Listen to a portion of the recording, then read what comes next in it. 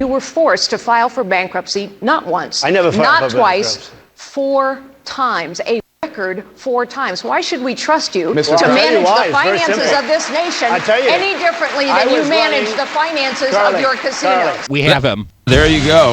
That is Carly Fiorina going after Donald Trump last night. Alex Stone is in Simi Valley, and he watched the whole thing. Good morning, Alex Stone.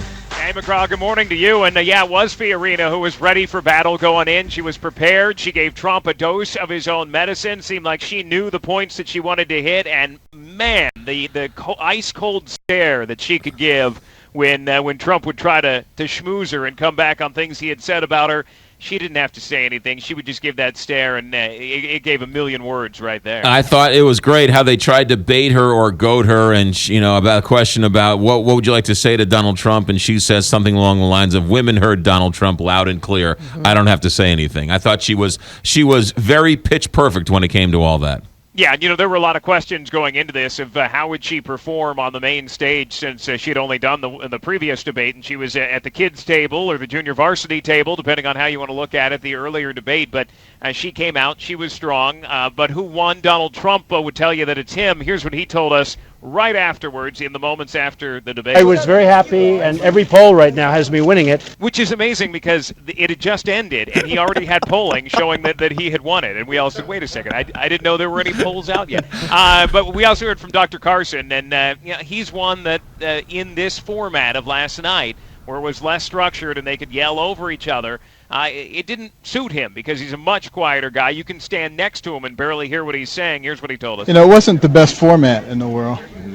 And maybe if people could learn from this format, maybe it might be a little more like a debate. But you would think from the man who is in second place right now, right up there in striking distance of Trump, that you would hear more from him. But last night, unless he was called upon, you really didn't. You were in the spin room last night. Did anybody or any of the other candidates note that Donald Trump, while being great with zingers and one-liners and having the entertainment factor, when it came to the more nuanced policy debate, he sort of shrunk from that? Yeah, very much so. Most of them brought that up. And by our calculation, there was a window of 37 minutes when Donald Trump did not talk. And that was mostly during the substance of it. When it went back to the zingers that he could throw or what he had said previously, then all of a sudden he would jump back into it. But there was that 37-minute window when it got into serious foreign policy issues that he really wasn't a part of it. And just in chatting with our ABC News political director, Rick Klein, his belief is that may really hurt him as folks say, wait a second, he wasn't able to play ball at that point, that all of a sudden then he had to back out. But then again, we likely won't see immediately any number change for him. He likely will continue leading, but you would expect at this point that Fiorina's numbers may see a boost. She's been relatively low in the numbers, but in the next polling that comes out, post-debate, we may see her get a bump because of what went on. I thought the crux of the debate, the raw nerves, really showed when Trump went after George W. Bush and Jeb tried to defend his brother. I thought that was just raw emotion.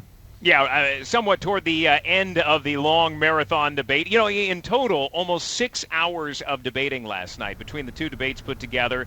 The second debate, over 3 hours. It was a long time, but you're right. The comment was that even Abraham Lincoln couldn't have gotten elected after what his brother did with everything at the end of his administration.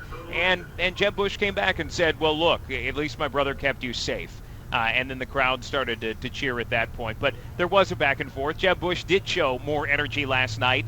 But still, he's another one that wasn't really willing to yell everybody else down for the most part, and he was doing a lot of defending himself when Trump would make comments. Anyone from the, I call it the JV, anyone from the JV stand out to you?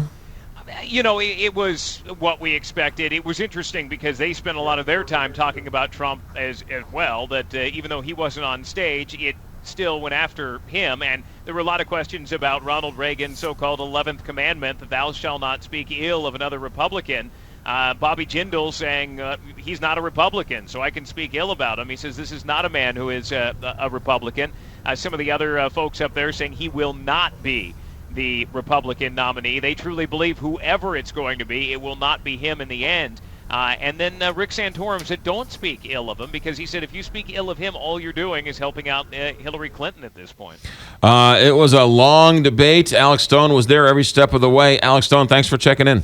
You're the man. Thanks, McGraw. You got it. ABC News radio correspondent in Simi Valley. I also loved the Ronald Reagan Air Force One behind him. That was a great backdrop. That was a nice backdrop. It was a really nice backdrop. 6:41, traffic, weather, sports. Straight ahead, we'll also check markets. Another decent day on Wall Street. Scott Crothers will have that news and get a first look at what's going to happen today.